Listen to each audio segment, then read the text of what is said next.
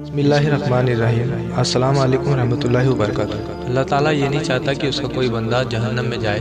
اللہ تعالیٰ نے ہماری مغفرت کے لیے، گناہوں کو معاف کرنے کے لیے بہت سارے بہانے بنا دیے ہیں۔ بس اس بہانوں کو ہمیں کیچ کرنا ہے اور سارے گناہ ہمارے معاف ہو جائیں گے۔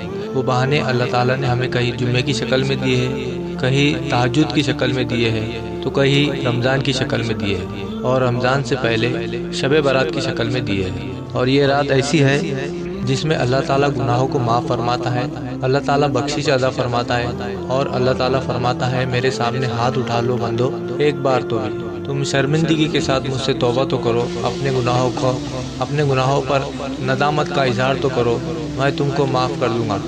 میرے عزیز بھائیوں، میری بہنوں، ہمیں ان موقعوں کو جو اللہ تعالیٰ نے ہمیں موقع عطا فرمایا ہے، طرح طرح سے اللہ تعالیٰ ہمیں موقع دیتا ہے۔ شب برات ایک فضیلت والی رات ہے جس میں اللہ تعالیٰ بندوں کے گناہوں کو معاف فرماتا ہے۔ شب برات ایک ایسی رات ہے جس میں اللہ تعالیٰ سمندر کے جھاگوں کے برابر بھی اگر ہمارے گناہ ہو تو اس رات کو اللہ سے مغفرت مانگے، اللہ تعالیٰ اس کے اتنے گناہوں کو بھی معاف فرما دیتا ہے۔ شب برات یعنی گناہوں سے بری ہونے کی رات ہے۔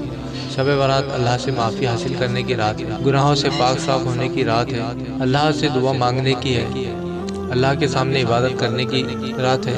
میرے عزیز بھائیوں، یہ رات عبادت کی ہے۔ اس رات میں آپ عبادت کرو، لیکن کوئی خاص عمل، کوئی خاص وظیفہ یا کوئی خاص طریقہ یا کوئی خاص غسل اس رات میں اللہ کے نبی نے نہیں فرمایا ہے۔ اللہ کہتا ہے کہ بندو آؤ، اس رات میں مجھ سے مانگ لو، میں تمہیں عطا فرما دوں گا، مجھ سے گناہوں کی معافی مانگ لو، میں تمہیں گناہوں سے معاف فرما دوں گا۔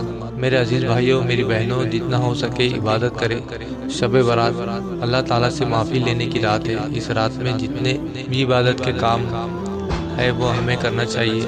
آپ کا نماز پڑھنے کا من کر رہا ہے، نماز پڑھیے، قرآن پڑھنے کا من کر رہا ہے، قرآن پڑھیے، یعنی آپ کو جس عبادت کا کام کرنے میں مزہ آ رہا ہے وہ کام کیجیے، اور جو عبادت کے کام نہیں ہے، مثلاً بائک لے کے رات پر دوڑنا، سڑکوں پر گھومنا پھرنا، پوری رات کھانا پینا، حلوے مٹھائی بنانا، اسے پکانا کھلانا، یہ سب عبادت میں شامل نہیں ہے۔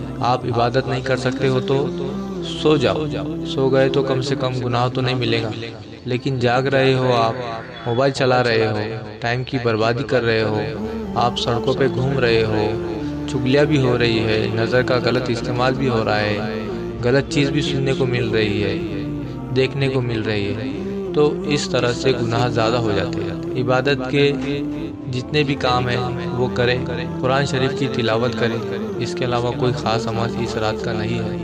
جتنی اللہ نے آپ کو طاقت دی ہے اتنا آپ جاگ کے زیادہ سے زیادہ ٹائم عبادت میں آپ لگائیے گا۔